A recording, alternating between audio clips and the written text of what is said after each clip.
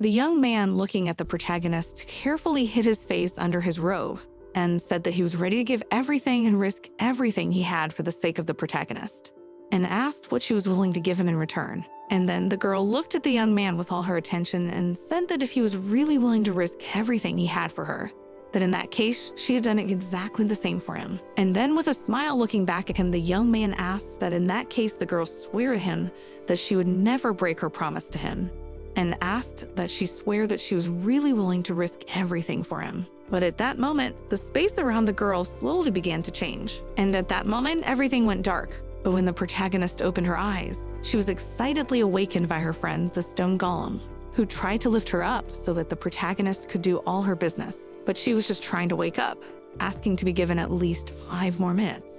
But then when she realized that her friend would remain adamant, she told him that she already understood him, and so she was ready to get up. She stroked her little golem and thanked it for waking her up, but it just looked at the protagonist happily. And then the girl went to the window and looked around and said hello to the beautiful morning, which had come for her again, although she thought about the fact that this night she had again had a very strange dream. Eventually, the protagonist went about her estate and reflected on the fact that she was the sole heiress of her family, and her name was Rose White. Then she opened the door and looked out over her snow-covered land and thought about the fact that her estate was the smallest in the world.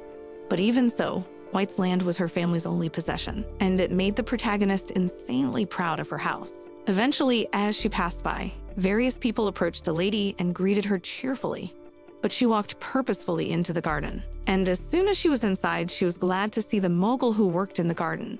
And then he called out to his mistress and asked her to wait a little while he came to her and explained everything. After that, he said that now he had an urgent business, namely he needed to check the temperature of the magic stone. And then agreeing, the man quietly waited for him, but paid attention to the apples that were lying next to him. And so after looking at them carefully, the main character couldn't help herself and took one apple to taste it and noticed that it was really delicious. Rose White thought about the fact that this kind of apple was very common in other places, but in her domain, it had a different and really special meaning. Because 500 years ago, the Kingdom of White was defeated by the ruler of another empire. And then the people lost faith, realizing that they no longer had any rights and could never go back to the old days. Eventually, the defeated king followed with 5 of his loyal companions, who decided to stay with the king to the end. And they climbed into a snow-white wasteland surrounded by snow-capped mountains. And thus the kingdom became a small settlement. And the royal lineage was only lip service, for now all that awaited them was endless snow and ice and cold and poverty.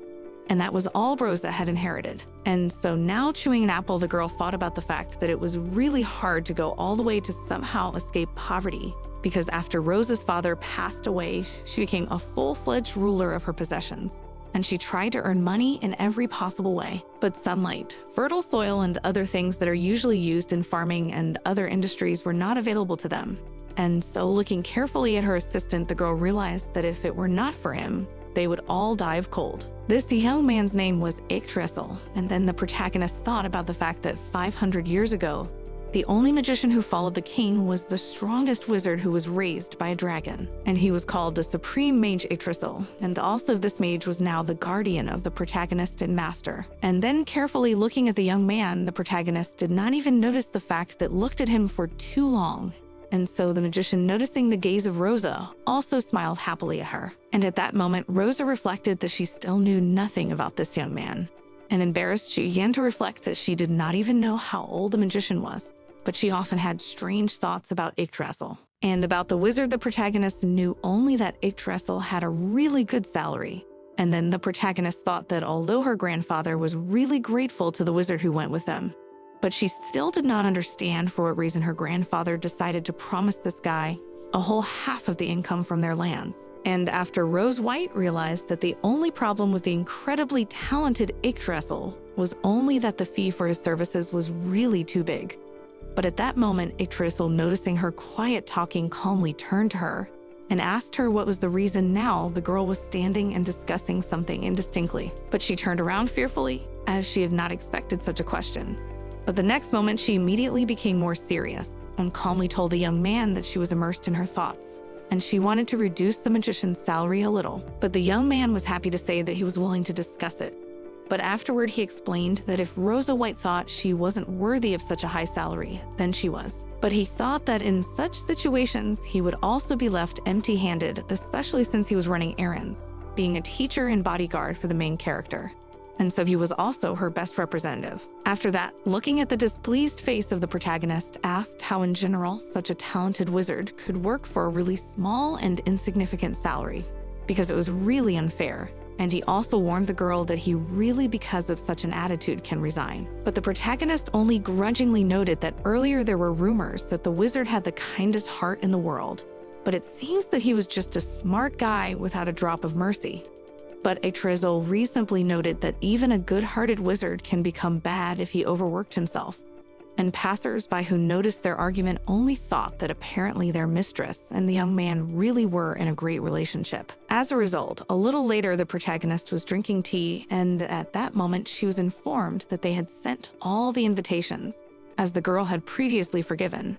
And as expected from the Lady Rose, she was indeed able to foresee that among the imperial nobility rumors of an excursion to their kingdom spread very quickly. But the girl calmly noted that the nobles would never use four-legged friends for their own purposes, and thought that the only way to get to their estate was through the magical portal that was enclosed in the invitation. And the nobles would agree to move through the portal even if it cost a lot of money, because without magic it was quite difficult to cross the terrain that surrounded their estate. After which the protagonist thought about the family tree, namely that even if the family tree was just an addition to the name, the symbolism of the royal family will not go anywhere. And so the people of the royal family were scattered all over the world, but they are willing to pay even taxes on their lineage just to preserve the symbolism of the royal family. But at that moment, Atricilla spoke up and said that it was indeed a wonderful idea to set a weight limit on invitations so that people could buy what they needed in their kingdom.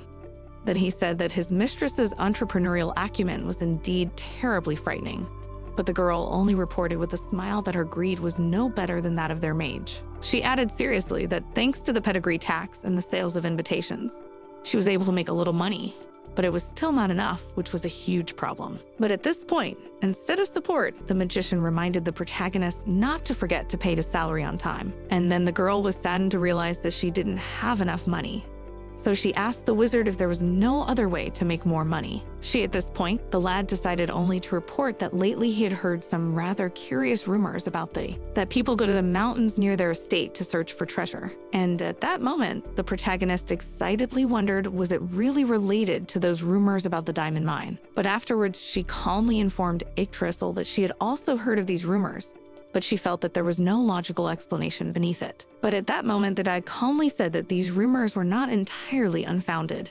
And then the surprised protagonist immediately looked at him carefully, as if demanding that he tell the details. And then the young man, looking out the window, calmly reported that lately there had been a place in the mountains where there was a lot of mana worth. And even he was concerned about something like that. And then thinking about it, the protagonist literally glowed and realized that if it was true, then it was a really good opportunity. After that, she thought that if they really found something, they could finally get rid of poverty, and it would be a chance to change her situation. At that time, the young men who were searching the mine saw something that scared them very much indeed. And so they immediately got up from their seats and began to run away, excitedly realizing that otherwise they would not be able to escape. Then informed the others that they had just encountered a real monster that peered out at them from the darkness of the cave. Margaret ended up looking over the protagonist's golem a little later and wondered if he was really going to go along with the mistress, and informed her that it was too dangerous outside of this area. But the golem absolutely do not pay attention, so carefully stacked the food in the bag of the main character tried to get into the same bag to go together. But at that moment, the protagonist gently lifted the golem in her arms and informed her that unfortunately he could go with her. And then looking at her friend's madly sad face, Rose White said that she would be back very soon and promised that she would be fine. After that, she looked at Margaret and warned her not to worry, so she would be fine, because Knight Arthur would also go with her, so she would be fine. At that moment, a man calmly looked at her and Margarita and said that they really shouldn't have worried, as he was ready to take full responsibility for the safety of their mistress, and he would definitely take care of her. It was the knight bodyguard of their family. After which the protagonist calmly turned her gaze to the high wizard beside her and asked Margaret did she really not want to get rid of such a greedy wizard who was asking for a disproportionately huge salary. But after calmly looking at the young man, She asked if he could sense the place where the magical power was coming from, and then he calmly informed that he could indeed do it, as special minerals, such as gemstones, contained magical power. And if this stone was buried in a deep pit, a strong magical wave could be formed. And the magician said that the location of the stones was a deep cave in the center of the mountain range. And then hearing this, the protagonist joyfully informed that in that case, they had to set out right now and they could not delay. But in the end, a little later, the protagonist, disgruntledly looking over their find, only asked Yggdrasil the reason there was no treasure here. After which the mage, awkwardly looking around at what they saw in front of them, reported that he did indeed seem to have made a mistake. For now, there was a white dragon cub in the front, who was scrutinizing them, not understanding the reason why he had visitors. And then the protagonist thinking about the fact that in the heroic legends, as well as in the stories of the bards, there has always been a story about dragons. And they were considered ignorant and cruel creatures who knew no mercy. And there was a man who fought such dragons to become a real hero from just an immature nobleman. In the end, this nobleman killed a baby dragon and returned to the kingdom and gave himself the title of Dragon Slayer. But it's said that an angry dragon later burned this guy down along with the whole kingdom. And then the protagonist grudgingly reflected that she thought dragons and their children were just legend. But it seems that was not the case at all. And at this point, Yggdrasil only grudgingly considered the fact that they were really in trouble because there was a law to protect baby dragons. But at that moment, the dragon came close to the main character, and at that moment, the girl displeasedly asked, did Yggdrasil really think that she would take care of such a creature? But at that moment, the frightened Yggdrasil asked his mistress to let this dragon go as soon as possible, because if only the dragon hatched smells someone's odor, it will chase that person and smell even 1,000 miles away. But the protagonist only grudgingly said that even if this baby dragon tried to follow her, she would not allow it. Then she asked what would happen if the baby cried, because then his real mother could hear it and fly over and would catch them now with her child. And Rosa noticed that in that case, the mother of this cub would be very displeased and asked Yggdrasil what they should do then.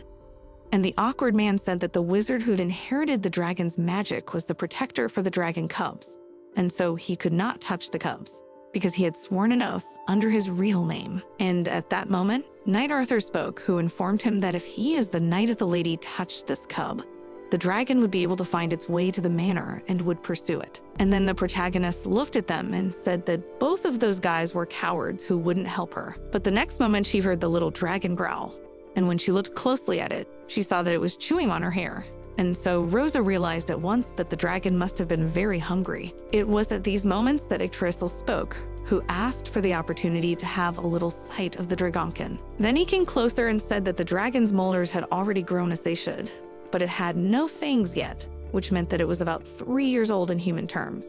And it didn't seem to be able to talk yet, as it was very poorly cared for. And then the protagonist listened to all this in shock, did not understand that she now really felt sorry for this little dragon and did not know what to do. Whereupon she pulled a sandwich from her bag and held it out to the drake and gave him a sniff and wondered if he wanted to try eating something like that. And then the dragon sniffed and turned away unhappily, showing that he didn't like the sandwiches. Well, at this point, Yggdrasil calmly informed that in fact, white dragons only ate frozen food.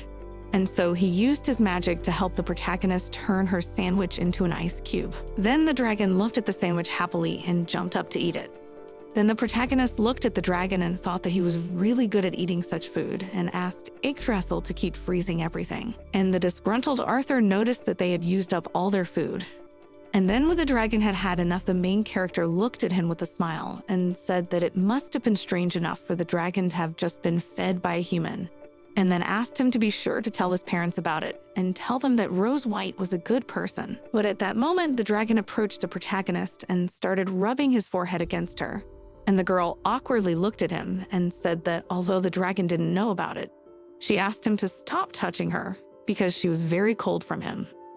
After that, she thought about how such a cute creature in the future could become a fearsome dragon. But at that moment, she was approached by Yggdrasil, who told her in all seriousness that the lady had to stop playing with the dragon and go with Arthur to their home, and said that he would stay here as he still had to meet the parents of the dragon. Then he said that the dragon, who was the master of this mountain range, might get angry with them because of misunderstandings, And then he heard, and this disgruntled protagonist wondered, did the mage really want to stay and meet the parents of the dragon on his own? But the man smilingly reported that the white dragon was quite warlike, and so the lady as well as all of their kings might be in danger. And leaning over to the protagonist, apologized for putting her in such danger, and admitted that it was clearly not like the impeccable work of a grand wizard. And at that moment, the protagonist grabbed the young man and hugged him.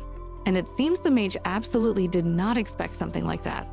After that, Rosa said that although she was really his mistress, but even so, if Yggdrasil was really going to head to the master of the mountain range, she was going to go with him and never let Yggdrasil deal with something like this on his own. And then the lad looked at his mistress with a smile as he considered her proposal, after which he shifted his gaze to Arthur and afterward informed his mistress that in that case his mistress was to be as close to him as possible. But in the next moment, the man immediately heard the voice of a dragon calling for the supreme mage, and then the guy immediately realized that now he was being called by none other than the great dragon. And then approaching, the dragon wondered how the lady who now stood behind the mage had dared to awaken him by interrupting his sweet sleep. And the rose dared to touch her child. But at this point, the protagonist excitedly asked the dragon not to get angry and said that she wasn't trying to hurt the dragon child in any way. But the dragon unhappily looked at the protagonist and stated that Rose White dared to enter the dragon kingdom without even the slightest fear,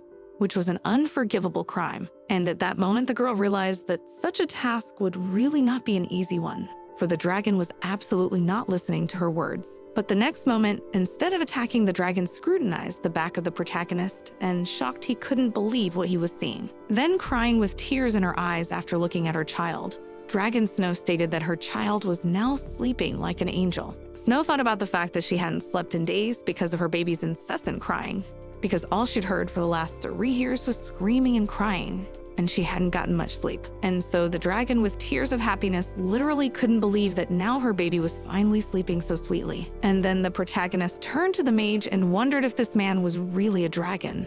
But Yggdrasil calmly explained that this dragon was indeed quite young for the master of the mountain range, but there could be no doubt. And at that moment, Snow's dragon, happily looking at the protagonist, thanked her for taking care of his cub, and introduced herself and said that she was the mistress of these mountains and was a snow dragon, and then said that the mountain range was inherited from her mother. And then Yggdrasil spoke up and said with a smile that apparently the dragon was Anastasia's daughter, and Yggdrasil apologized for invading her domain so suddenly and making such a terrible mistake. And the main character only recently thought that they had to look for gems, but at this moment too, Rosa approached Snow, who with joyful tears in her eyes asked if the girl was the subject of the angel who helped to sleep her child. And then the awkward Rose White introduced herself and said that she was the mistress of the Kingdom of White, as well as the White Lord. And then with a smile looking at the girl, the dragon noticed that White Lord sounded the same as the name of her domain and assumed that it was probably not far from the White Mountains, and said that she would like to drop by for a visit to the protagonist. And finally, the protagonists and the wizard realized that it looked like they were going to have to give Snow a tour. Eventually, the next moment, the dragon and his child were in their home. And then the girl looked around excitedly, couldn't believe that there was such a beautiful place beyond the mountains all this time. And then the protagonist looked at the girl with a smile and asked the mage if it was really a good idea to bring the dragon to them. But the mage calmly said that it was really necessary. As a result, a little later, the white dragon and the protagonist and the mage were talking over a cup of tea, and then Snow admitted that earlier he had heard from his mother that there was a small village in the White Mountains, but noted that she could not even believe that this small village was such a beautiful place. And the protagonist looked back at Snow and thought about the fact that her pride had been hurt because of her domain being called a small township. But at that moment, the dragon became more serious and said that because of the child, she couldn't think about anything else, because as soon as she became an adult, she inherited the mountains and tried to raise the child and protect the domain. And then looking closely at Rose White, the mage said that this was why he had warned that it was best not to touch dragon cubs, for it was a prescribed rule. And at this point, Snow reported that her husband was a good and calm person, but he was very often not at home and also had no interest in her or the child. And Snow admitted that her child was gaining knowledge in his sleep, but since he had been unable to sleep for a very long time, Snow was very concerned about his condition. And then he heard all of this, the protagonist thought that as the owner of the mountains looked really harmless and wondered if she could help the girl with her problem. And then looking around at the main character, Snow literally couldn't believe that she was actually offering her help. But the girl calmly informed that there was a young man beside her who was a professional wizard who knew a great deal about nurturing and especially a great deal about dragons. And at this point, the insanely indignant Yggdrasil literally could not believe that his mistress was talking about something like this and seemed to be clearly against it. But at this moment, the snow dragon tearfully looked over Rose White and reported that the girl was so kind, like an angel that had descended from heaven. But the protagonist calmly remarked that she also had a return request and said that since the area was small, she would like to use some of this girl's land for expansion, but promised that they wouldn't hit her house anyway. And Snow reported that Rose White could do as she saw fit, and she promised that she would give them the diamonds and anything else they needed. And the protagonist immediately wondered if her idea had actually worked. After which the dragon went to her child. Hetchel and Yggdrasil looked at the protagonist carefully and wondered, did she really think this was a good idea? And then asked if the girl realized that this child would take about 400 years to grow up. But the protagonist calmly informed that the guy shouldn't have worried since she didn't want to raise a dragon for so long either, but they shouldn't be discouraged anyway. After which she informed him with a smile that even if they still didn't look like guardians, it didn't mean they couldn't become one. So Rosa promised that she would definitely help Yggdrasil, and besides, their vault would finally be full, which she was extremely happy about. As a result, 3 months later, White Dragon Snow was sitting with her friend and listening to a message from another dragon on a magical artifact. That dragon who said that her child had already gone to kindergarten and had learned to brush his teeth on his own. And he had also learned to turn into a human very quickly. And so the dragon couldn't even remember the last time she had slept so well without worrying, and didn't understand how she could ever be thankful for something like that. After that, the other girl said that she also wanted her child to go to kindergarten soon, and said that she would be madly happy if the child was also well taken care of in that case. And at that moment, carefully looking over the children, the girl thought about the fact that she had not seen her child for a long time, so she was worried. But after looking him over carefully, she realized that she really didn't have to worry about anything, as Hetchel was feeling fine. But at that moment, a friend of hers spoke to the girl and told her that a kindergarten for Hetchel was indeed a good idea. She wondered if people had helped her with something like that. And then Snow happily reported that it was really quite nice when all the little dragons played and grew up together. Then reflected that she had never imagined she would be capable of something like that. But at this moment, the golden dragoness Edie Gold carefully looked over the children, noticed that she was also shocked that she would have to learn how to raise these children. But at this point, Gold asked Snow if the girl realized that it wouldn't do any good for people to have people find out about them. But the base calmly informed that at first she was also very nervous about what people might find out about her. But I realized that the people in this place were completely different, and they treated her without judgment or discrimination. Whereupon Snow added with a smile that she thought perhaps it had something to do with Rose, who ran the place, and remembered that the day they'd met, the girl had reassured her by telling her that she was a mother again for the first time, and so humans, like dragons, might not be perfect at everything, and promised to help her deal with the baby. And so Snow now informed her friend that she had been given Rose White's words then, and she was indeed very much reassured by them. But at that moment, breaking from her musings, her son Hetchel came up to her and looked closely at his mother. And then she lifted Hetchel in her arms and told him that she loved this place just as madly, and that was why she had decided to stay alive in the kingdom. And then heard about it, Golden Dragon was really shocked, but didn't bother to ask Snow, and just reflected on everything she had heard. As a result, a little while later, Yggdrasil was sitting in his room doing work, and then the protagonist knocked on his office and approached the young man, saying she wanted to talk to him. But the man calmly informed her that Rose White could enter. But in that case, she would have to pay him double the fee. And she was not happy. Rose wondered what that was about. And then the guy stated that it was payment for more hours of work. And then awkwardly, Rose White stated that she had only come to check on Yggdrasil, and she didn't understand why she had to give double payment for it. After which she informed him that she had also prepared some goodies for Yggdrasil and brought him his favorite expensive wine. But at this point, the disgruntled young man noticed that he was also looking after the baby dragon, and during this time he also had to watch the other dragons, and so he thought that these were extra hours of work. After that, he stated that he just wanted to bring up Hekiel in peace, but he didn't even expect Rose White to leave him alone with the rest of the dragonlings. And he thought about the fact that although he wasn't weak, it was too much for him. And that's why he was so angry. And that's why the young man calmly stated that he just wanted to have a quiet dinner and rest now. And if Rose really had something to do with him, she should have just come to him in the morning. And then the protagonist tried to bargain to enter his room, but when she failed, she agreed to the young man's price. Then she demanded that he open the door for her. And then the young man with a smile looking at the main character stated that she had indeed brought his favorite wine, and that was the reward he was due for such a good upbringing. But afterward, he noticed with fleeting sadness that she had brought it not a whole bottle, but only one glass.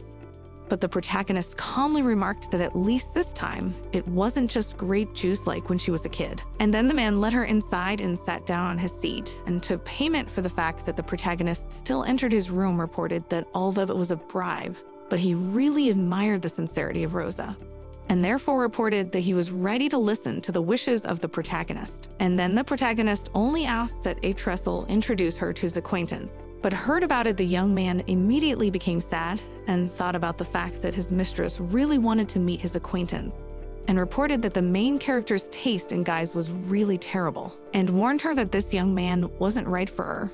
But she just grudgingly tried to explain that it wasn't a date at all. Then informed them that if they were really going to expand their holdings, they needed equipment, and even in the big city, it was hard to find someone who knew about fossils. And then, thinking about her words, Yggdrasil realized that it would be very good if he too could train and raise such a skillful guy. But she said that Nox was very capricious, and he would not recommend it exactly. Rose White wondered if this guy was more capricious than dragons. But Yggdrasil calmly noted that Nox was indeed a jack of all trades. But if he didn't like something, he wouldn't do anything, and that was the peculiarity of working with him. And then the protagonist stated that she was going to offer Nox money for his services, and they could learn new things from them, and their kingdom would become special, and they would prosper for centuries. And then the guy, carefully looking at the girl, realized that he just cannot do anything when the main character about something so strongly desired.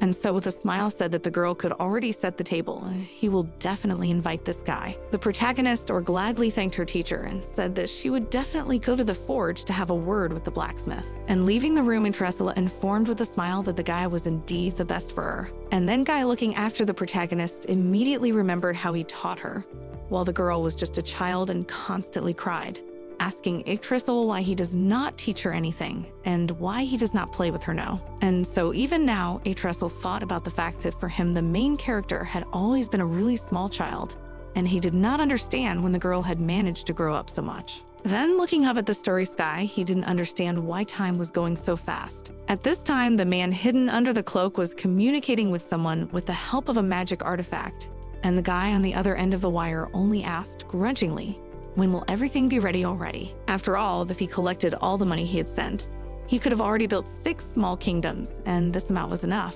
But the man only quietly apologized to my lord for such a delay. But the guy wouldn't stop and wonder until when these people would constantly be so wary of the Pope and realized that they needed a strong army without the support of the church to take control. And then the man said that if my lord was worried about the Pope, that was no excuse for such haste. For when people accuse the Pope of blasphemy, my lord can be the messenger of God. For no matter how strong the empire was, if there was no popular support, the end would come. And so he declared that he would definitely be around until the whole process was completed, and promised that soon the world would be at this guy's feet. And then the guy declared that his patience was not infinite, and he would definitely present a knife to his neck. And so if the man wanted to live, he had to realize that, and reminded me again that Jim's patience wasn't exactly eternal. As a result, after the conversation, the man recently reflected that if he knew the secret recipe for creating a column, he would not have experienced such humiliation. Afterward, he reflected that he often did not leave their lands, but now he needed a spy who would be in the kingdom of White and keep an eye on their great mage. Eventually, at this time, the dwarves were busy forging, but at some point they heard a sound coming from the sky that resembled a male bird. And so they immediately looked around to find the source of the sound. But the next moment, a package fell into the hands of the dwarves, where it was written that they were invited to the kingdom, and all the dwarves for their arrival would be guaranteed to receive a limitless delivery of potato tincture. At this time, the protagonist looked at Dragon Gold and Dragon Snow and was really shocked, because they both said they were staying in the kingdom. And then the protagonists calmly looked around them and said that the fact that they would keep the snow dragon was expected, but she wondered about such a decision on the part of the golden dragon. And then the girl smiled happily and explained to the protagonist that she was the girl's friend, and they were really interested in Rose's kingdom.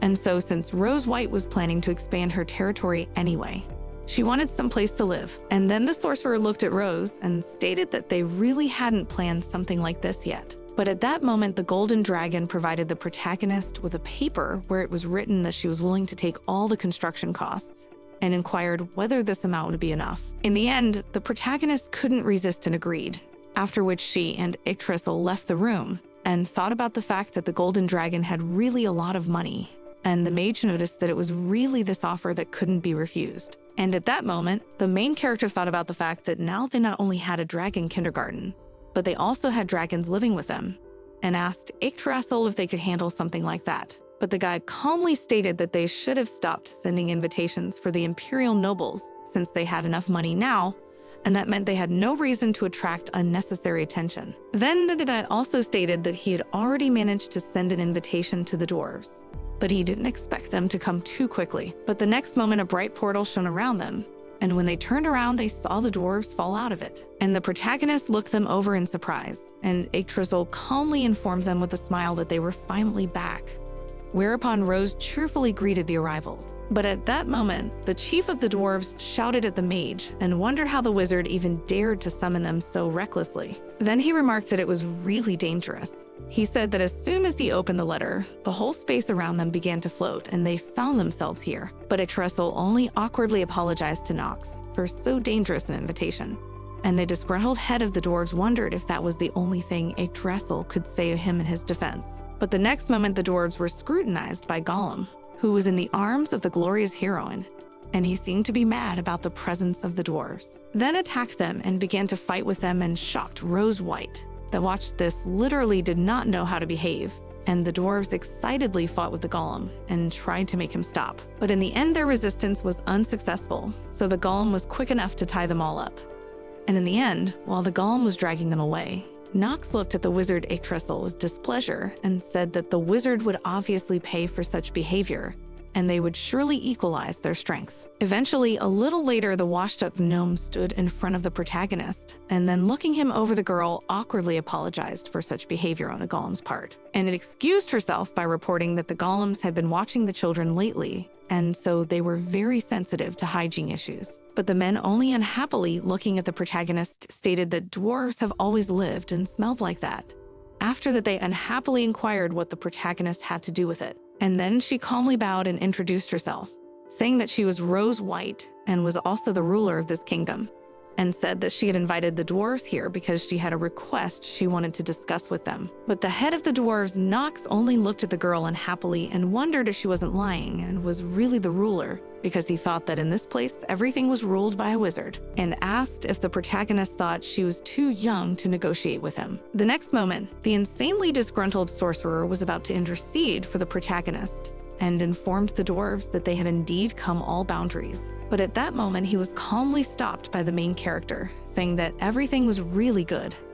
After that, the girl with a smile added that apparently the arrivals just did not want to talk about such matters after arrival, and suggested them to have a little rest and look around. And then she asked if they'd like to go for a walk together. In the end, they did so. Walking around, a disgruntled dwarf asked the protagonist how on earth such a small area could be called a kingdom, and added that if the place had a little more buildings made of snow and ice, it would look a lot better. And then after listening to him, the protagonist smilingly reported that Mr. had some really crazy good advice. In the end, after walking a little, they met a blacksmith who was doing his work, and then carefully looking at him, the dwarf immediately realized that there were mistakes in his technique and said he was holding the hammer wrong, because then the metal would just bounce around. After which he unhappily approached that guy and, taking the hammer from his hands, said that he was ready to show him how to do his job properly. And finally, the man awkwardly and admiringly stated that he could really see that this mister had his own way of holding a hammer,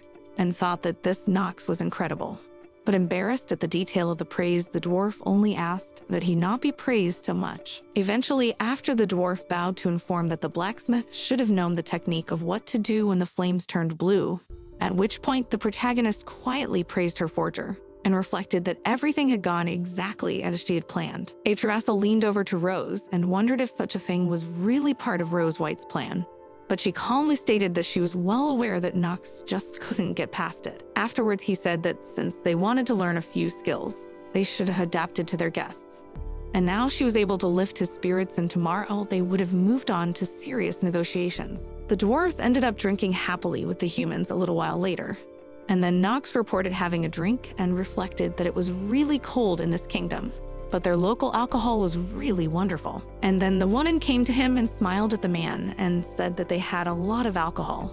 So the dwarf could not refuse himself anything and drink as much as he wanted. Then she said that this kind of alcohol was only made in their kingdom, and it was high in alcohol content. And she thought that no one wanted to buy it, so it was just kept in the fridge. But at this point, the dwarf noted that there wasn't really much alcohol in the world that would appeal to dwarves. Then he thought about the fact that people here worked very hard and drank well, so he liked this place. But the next moment he noticed some movement, so he carefully looked around the place and saw the golem. He lifted it in his arms and asked where it had come from and why it had not been drinking. But carefully looking at his face with tears in his eyes, stated that now his friend seemed to be insanely sad, and with tears in his eyes reported that his friend was so bad that they could not drink, not talk. And carefully took out a knife and told her that she would do it now, and asked the golem to trust him. Eventually, a little later, an agitated child cried looking back at his golem. And then seeing this picture, a disgruntled protagonist came up to the dwarves, which reported that the gnome was to pay 10 million gold for such.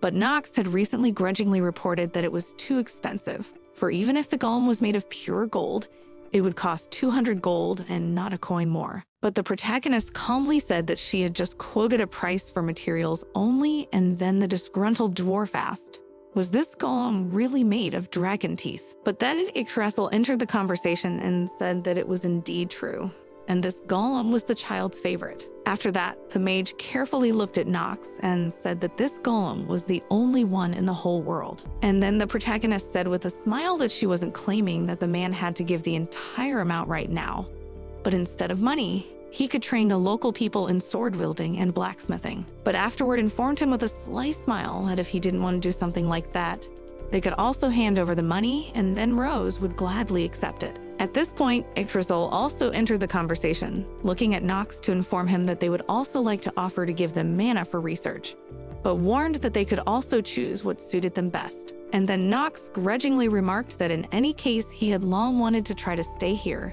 and said that this condition was good enough, but he would have to be provided with everything he needed. And then the protagonists calmly approaching Mr. Nox said that if he did not want to cooperate with her because she was too young, he could just consider cooperation with her as an investment in the future, and promised that she would not forget his wisdom, which he shared with them.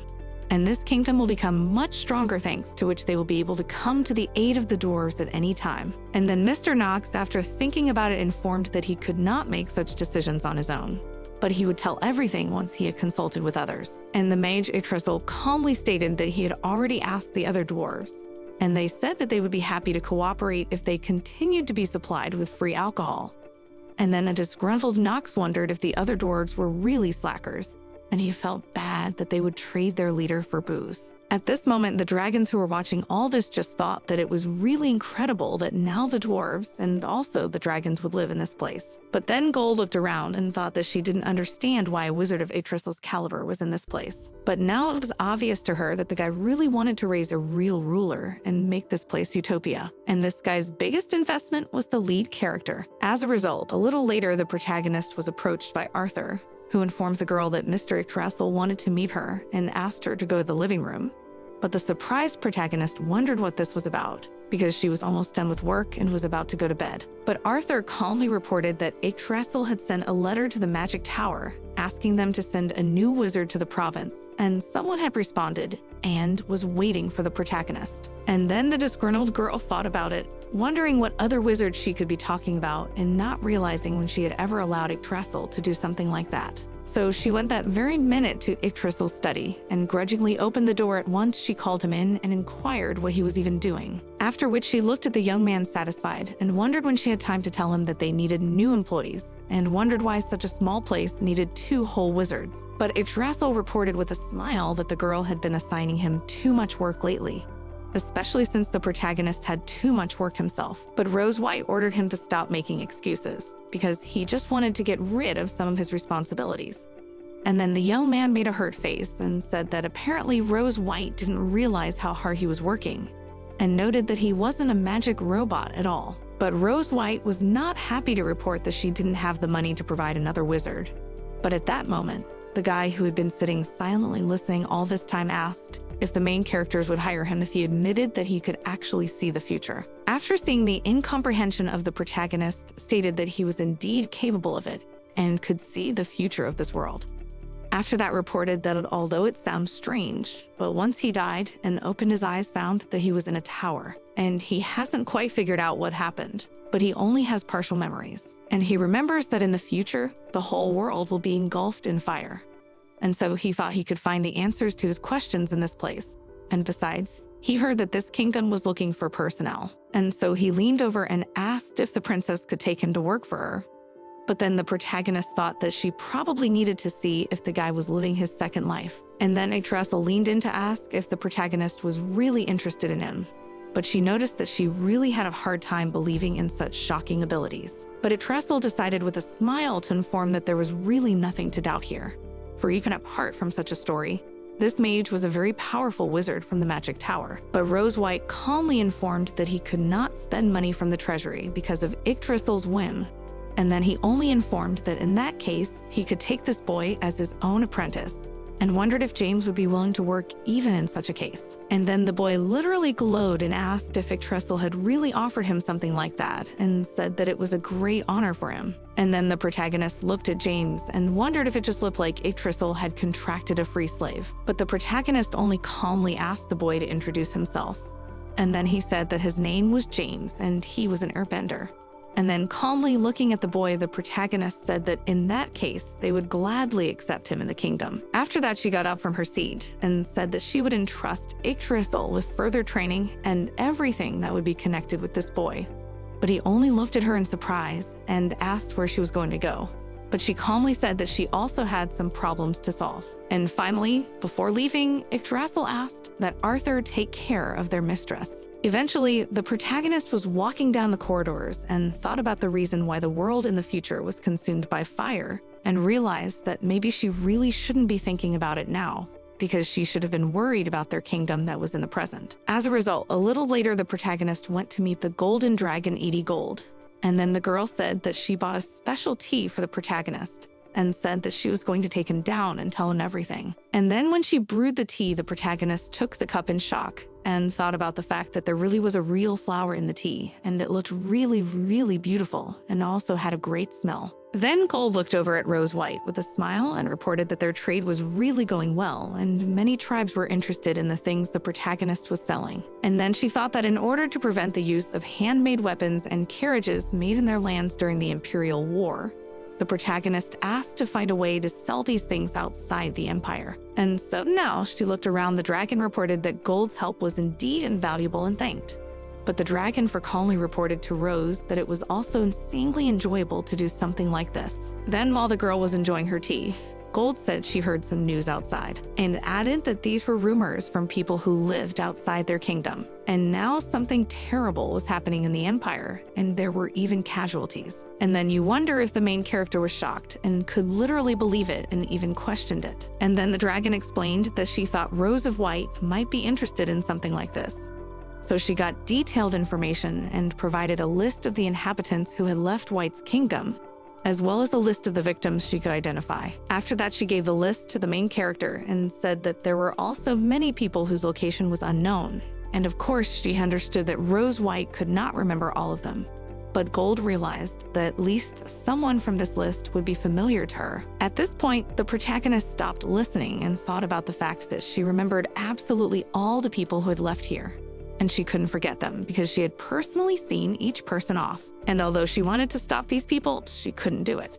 They didn't leave because they hated the kingdoms, but they just wanted to make a lot of money to come back and asked the main character to take them back. And then thinking about it all, Rose White realized that what she really wanted was for each of these people to be happy. At that moment, Gold said that near the magic tower there was a town called Florence, and she found out that slavery flourished there, and it was to this town that people emigrated because of their kingdom. After which she reported that if people in the empire could not pay taxes, those people became slaves. And at this point, Arthur joined the conversation and asked if all their citizens had trouble finding work and wondered how they could have failed to pay their taxes at all. But Gold calmly explained that there weren't that many jobs, and besides the jobs, didn't want to give to foreigners, and so the tax was increased for them. And the rejected residents of the kingdom couldn't pay anything. And there was also a tax for non-payment, which added up among themselves. And for this reason, many people became slaves, and the owners of these slaves treated them as they pleased. But then upon reflection, Arthur reported that he was sure their citizens had paid for the move to the empire and didn't understand why there was such an attitude. But at that moment, Rose White thought about the fact that a ruler must protect his country and a lord's duty was to protect his citizens. And if the lord couldn't handle something like this, then he shouldn't have any rights. And at that moment, the protagonist realized that it was a real robbery thought out by the imperial nobles who couldn't do their job, and said that in that case, they just had to teach those nobles to do their job properly. Eventually at this time, the arriving sorcerer James was communicating with someone using a magical artifact, and then that person reminded James that he should not have forgotten about their original assignment on which he had come to the Kingdom of White. But James calmly informed that he would be especially vigilant with other people, and so there shouldn't be any problems. After which the voice informed that the guy should do everything for the sake of the magic tower and the empire, and he agreed. But the next moment, memories reappeared in his head with a dragon that appeared out of nowhere and began to destroy everything around him. And so such recollections made him shake, and James didn't understand how he could live with such visions. But the next moment, he was distracted by Yggdrasil talking to his mistress. Yggdrasil tried to explain that it wasn't that simple and they couldn't go into someone else's territory, especially when it was the territory of the Empire. But at that moment, the protagonist saw James and looked him over, said that he was on time, and asked if he knew about the town called Florence, which was near the tower. But at that moment, the protagonist was approached by Yggdrasil, who tried to dissuade the protagonist, but she calmly said that she understood his concern. But if they don't go there, she will never be able to forgive herself for not saving her people, and looked earnestly at the young man and told him that she just didn't want to have any more regrets. In the end, this time, the guy excitedly hiding from the monster that attacked him thought that it was best not to go anywhere because he could stay in his kingdom, and even though he had no money, he was very happy. He then turned to his father and mother, as well as the main character, and reflected on the fact that he had failed to keep his promise and return after all. But at this point, a voice came out and it informed him that the guy really didn't need to apologize and just had to keep that promise. And then the boy, turning around, literally could not believe that he heard the voice of his mistress, and now she and the two sorcerers looked at him carefully and said that they had come to bring him back. And then the protagonist remembered that when she was a little girl, she looked out the window and thought about the fact that people are slowly starting to leave. And also her mom and dad were no longer alive. And so she didn't know what to do. But after she decided to ask Yggdrasil, was he acquainted with her mom? And then the man looked at the girl calmly but sadly. And then the protagonist as a child thought that people like Yggdrasil did not like capricious children. So she had to pull herself together and be strong. Then returning to reality, the girl looked at her citizen with all seriousness and realized that she was now the lord of her kingdom. And so she just couldn't cry, and she needed to protect everyone. So the next moment when the monsters attacked Tom, she resolutely headed in the direction of protecting the guy from the attackers. Then she took out the bones, which she had prepared beforehand, and threw them to the beasts.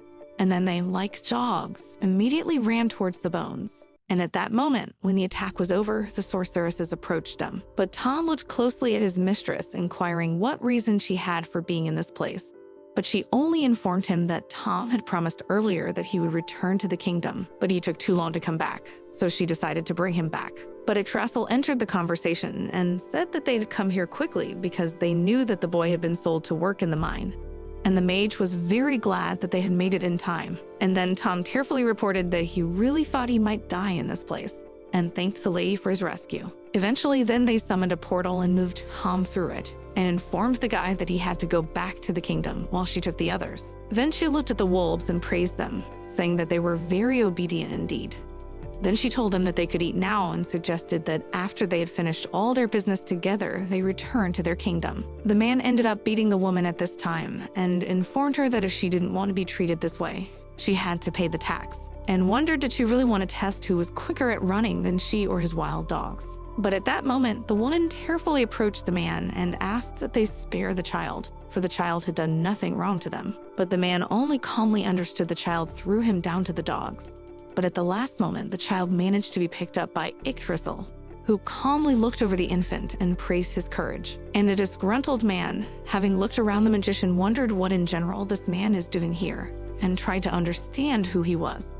But this moment appeared also the main character, who with a smile looked around these men, asked why their dogs were so cute. But then the wolves appeared behind her back, and she reported that although the men's dogs were very nice, her dogs were much nicer. At that moment, while the men who had attacked the woman were confused, Yggdrasil calmly approached the unfortunate woman and handed over the child, informing her that she would now be all right. And then she was also approached by the protagonist, who calmly informed that their dogs did not bite people, so the woman and her child had nothing to worry about. But the men bared their weapons, inquired of the arrivals what they were allowing themselves, and informed them that they would now be obliged to hand over the woman as well as the child to them. But the main character only grudgingly noticed that these guys were talking too loudly and didn't understand, since when did trash even know how to talk? Then ordered her wolves to bite everyone here, and then they immediately pounced on these people. And then the fleeing man reminded her that earlier the girl had claimed that these wolves didn't bite people,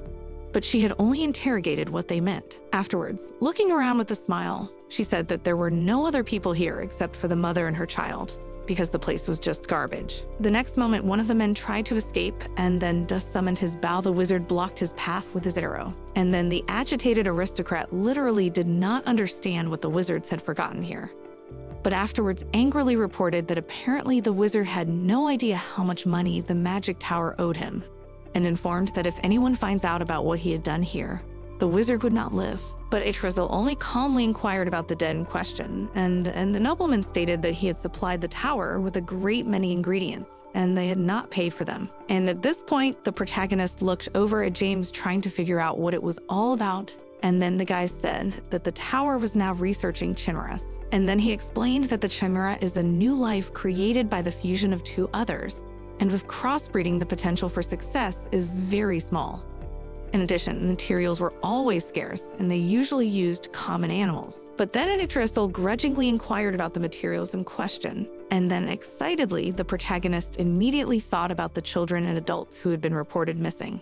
And so she looked closely at James and the man, and wondered if they were using humans for their experiments. But the man claimed he was just following orders given to him by the magic tower. And the disgruntled girl inquired, does this aristocrat really expect her to shut out such an act? But looking around her, the disgruntled man shouted that those people who'd been given up for experiments were his property, so he could do whatever he wanted with them. And then the protagonist thought about the fact that there were ancient traditions when the weak suffered, and the strong did whatever they wanted, and it was really a terrible world. And then the protagonist calmly thought that since no one, and even the god himself, did not want to intervene in such a situation of things, it was she who would intervene. And so she said she'd seen enough of this kind of attitude, and she wasn't going to just watch. In this world, blue butterflies and divine beasts appeared to those whom the god loved very much, and that was sacred and beautiful, and a blessing and a curse at the same time. And then all around saw butterflies, which circled around the protagonist, and could not check into something like that. And then the woman looked back at Rose White and thought that she was the holy girl that could lead the light itself. Then the protagonist noticed a pillar of light, but did not realize that it was the result of her own magic. And so looking up at the sky, she wondered if God was watching her after all. And then looked at Yggdrasil and wondered if he had just seen the pillar of light. But he calmly stated that after something like that, they were unlikely to get away unnoticed. So he suggested they hide as soon as possible and find the others. And then the protagonist scrutinized the woman, asked if she knew where the other prisoners were being held, and she calmly said she could have led them away, and looked at the protagonist and asked the Holy Virgin to follow her. But the protagonist only looked at the woman in surprise and did not understand such treatment and asked what happened. And the mage looked sadly at Rose White, realizing that he couldn't tell her the truth. Eventually, a little while later, they were down below in the underground prison. And Rose White was staring into the darkness trying to reach someone. But there was no answer, and so she covered her nose and thought about the fact that there was a really awful smell in here.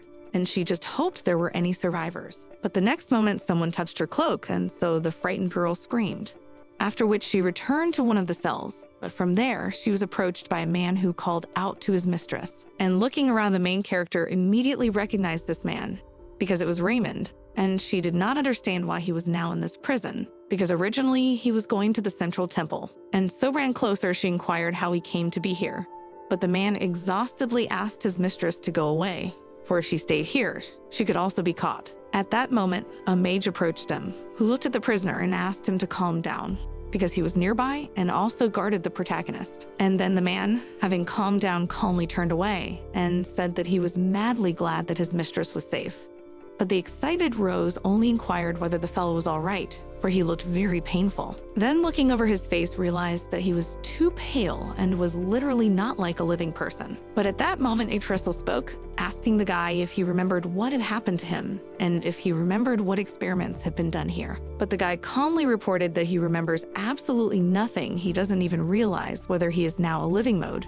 But the agitated sorcerer asked that he somehow try to recall what happened. But in the next moment, he assumed that most likely this guy was now a chimera who was not very far from death, therefore was undead. But the protagonist unhappily looked at him and wondered what it was all about, because Raymond was a clergyman, and clergymen who possessed the holy power simply could not be undead. But at that moment, Raymond shook with horror and thought about being undead, and he thought it was too embarrassing, and he literally couldn't believe he had become something like that. Well, then Atresil calmly reported that the protagonist should have felt the energy that emanated from Raymonda herself, after which he looked at the girl with a smile. He informed her that she also had sacred power in her, so she should have realized it right away. And then the protagonist concentrated and closed her eyes and thought about the fact that she could still feel life coming from the guy anyway, so he wasn't dead. And then the guy started to remember and said that the wizards brought humans and elves here and started to administer them incomprehensible medicines and observe them every day. But when they realized that most of the test subjects were dying, they just stopped coming here and said that since their experiment was a failure, they could keep these people as playthings for the Baron. And then reflecting on his story, all the protagonist could state was that everything that happened to these people was really terrible. But at that moment, Raymond spoke and said that everything was already clear with him, because with such a body, he will definitely not be able to return to normal life and to God, and asked if the main character could save the rest of the humans and elves. Then he said that the elves were caught trying to help their religious order and destroy the chimeras, and they were helping the humans even though this battle had nothing to do with them. And so Raymond said that he just couldn't leave the elves here and asked Raza to help them. But at that moment, the protagonist, seriously looking him over, told him that in her kingdom, there were those who were not accepted by society, and told the guy that he was also a resident of their kingdom before he went to serve the temple. So she invited him back. But he only looked back at the protagonist with a smile and gratitude, and the girl gently touched his sex as a sign of support, thinking about the fact that the guy was still warm and so everything was fine. She then said that they should fight to have ministers in their kingdom. But Atresil, who had listened to her carefully, tried to challenge the decision. But the protagonist only calmly stated that their wizard was the strongest in the magic tower, and therefore he would definitely be able to help them. After which the protagonist said that when they were done with the Baron who ran everything here, they would have to go to the magic tower. After all, they had to show these people what could happen to them if they decided to attack her citizens. But first, they had to deal with the Baron. At this time, the man woke up and was not happy to find that he was completely in the ground, and indignantly looked at the main character and asked what had happened to him. But the girl only informed with a smile that her pups had decided to bury the man in the ground a bit so that he couldn't escape. And the man only shouted unhappily and demanded to be let out of the place as soon as possible. But the girl calmly stated that there were a great many human bones in the Baron's garden, and inquired whether the Baron really thought he could atone for all the sins he had committed. After which she warned that she would take all of the man's property as compensation for her people whom he had enslaved. And besides, if she'd already had to make that long journey from her kingdom to this place, she should have been personally compensated as well. And so she said with a smile that in addition to the demands already mentioned above, she would also take away all the rights of this Baron. And at this moment, shocked man looked at the main character, could not understand whether this girl with blonde hair and black eyes was the same Lady Rose White. But at this moment, the protagonist calmly spoke and said that perhaps the Baron thought that God was tired of watching their world. And so he lost his guard and began to behave as he wished. But the protagonist calmly reported that something much worse had happened to the Baron, for God had not looked in the man's direction for a long time, and he was long gone. Then she looked the Baron over carefully and informed him that perhaps he would be lucky and someone would come to rescue him, and informed him that he was to live the rest of his days and reflect on the sin he had committed. Then she looked up at the stormy sky and wondered if anyone could survive a lightning bolt if it hit the target. Eventually, when the man was left alone, he heard voices laughing at him and skulls stating that the Baron had to look at his wrongdoings. After which, one of the skulls declared that the hog would eventually end up where they were now anyway. And the next moment, his body was pierced by lightning. Eventually, when the portal closed behind the protagonist, she found herself in her kingdom where her knight and Margaret were already waiting for her excitedly. And then the woman couldn't stand it and immediately ran up to the rose and asked why she was gone for so long and confessed that she was worried sick and was beginning to think that something terrible had happened. But the protagonist gently hugged Margaret and apologized for being so worried. And then Arthur approached them and told Yggdrasil that if he had known the case was so difficult, he would have gone with them to help. But Yggdrasil calmly explained that everything was actually quite well. Then Arthur looked at his mistress with a smile and admitted that he was very happy that the girl was unharmed. But she smiled happily and only wondered what could have happened to her when Yggdrasil was there to guard her. After that, Margaret offered the main character to go home as soon as possible because it was really very cold outside. But the girl only excitedly asked how the prisoners they were able to save were feeling. But Margaret calmly explained that they had transported them, and now they were on treatment, and also they often helped them. And then the protagonist, not tired, reported that it was indeed good news.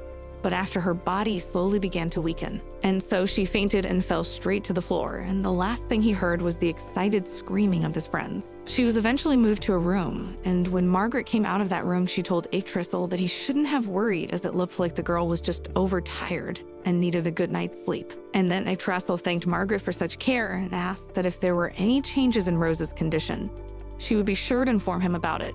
And then the guy thought that the body of the main character would be very hard to recover, because she had used all the accumulated sacred powers at once, and he had to make sure that this did not happen. So the man went to the golden dragon and asked if the girl could spare a moment of his time.